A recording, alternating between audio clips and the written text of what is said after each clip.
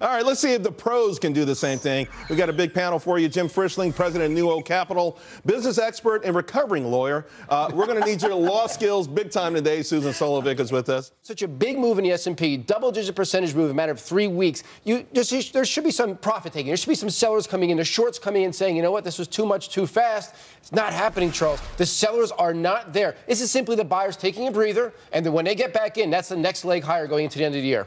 Jim, you agree with that?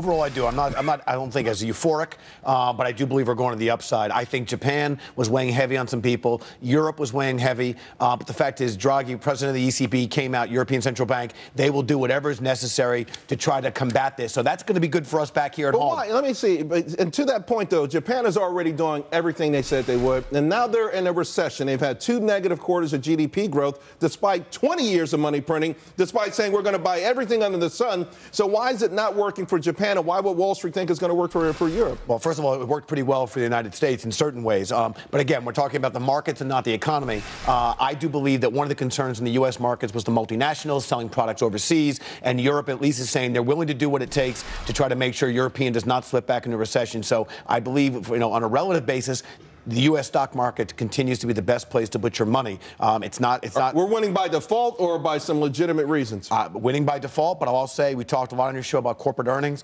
Very impressive. And so, yeah, we're the best of the lot, but we also had some very impressive We're going to get more details on that later in the show. Susan, you've been... All right, Jim, we've had some bears on the show.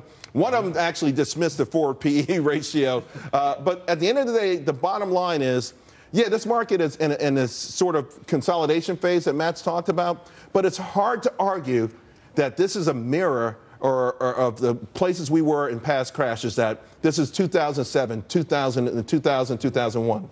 First of all, there are no bad indicators. There are bad interpretations of these indicators. And there are a few I can hype or I can talk about that maybe a bear would focus on. But earnings is something that you're talking about. I just talked about 77% of the companies beat.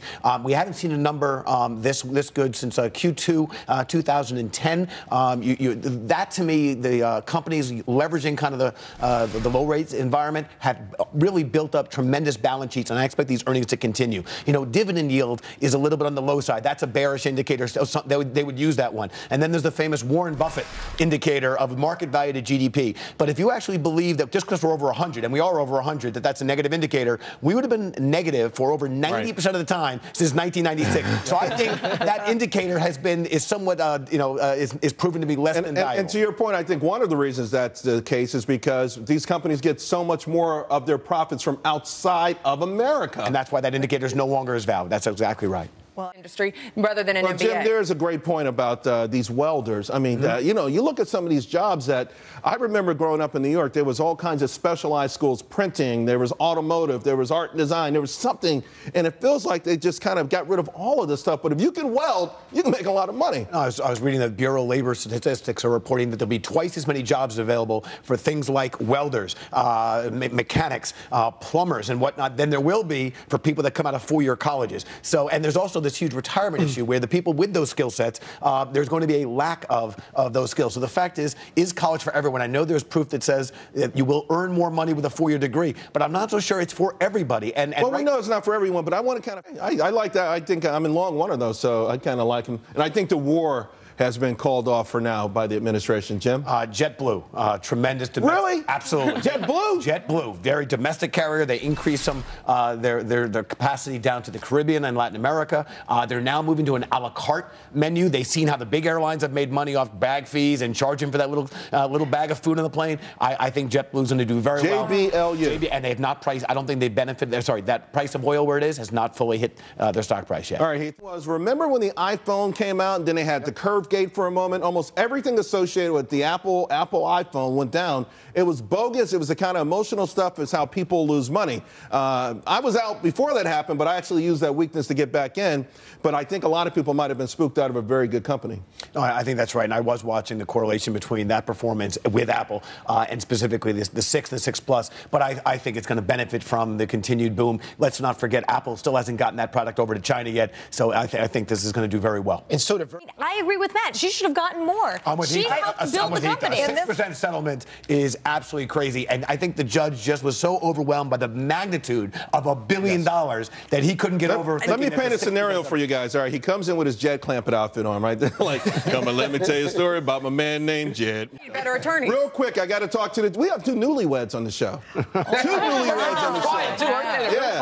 All right, real quick before we go, your thoughts, Jim, on all of this? I mean, one of the things I took away from Scotty's comments was that with the stock market at all-time highs and housing it back at highs, it's time to get divorced. Some people are finally saying now there's some assets to split up. But no, to Matt's point, the economy will do better with more. Men will do better as financially when they're married. I can attest that my husband has a higher standard of living now that he's married to me.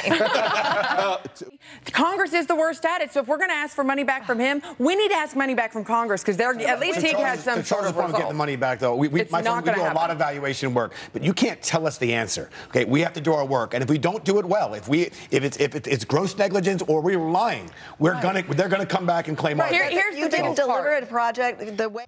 Looks like the stock's building a real nice base. It used to be resistance, now it's support. The next leg up should lift the stock to $80. Longer term, I think it's got potential to $95. I wouldn't consider it a trading vehicle, even though it's trading really great today. Long term, I do like it. I would caution greater than average volatility. All right, Jim, what do you think of this one? No, I think they have an impressive pipeline. I started to learn about the stock just recently, and I guess my concern was as a small company, they really got to innovate all the time. However, they also benefit from that because they're very focused, and again, you see it in their pipeline. They had some insider selling recently. I think that's now behind them, so I actually do like the pick. But here's do you sense, Jim, that I don't know. I mean, I would like to believe that. I put some of these numbers up. You know, listen, they do it around the world. We see these abuses of power and we laugh. We say, look at these banana republics. Well, we're a banana republic.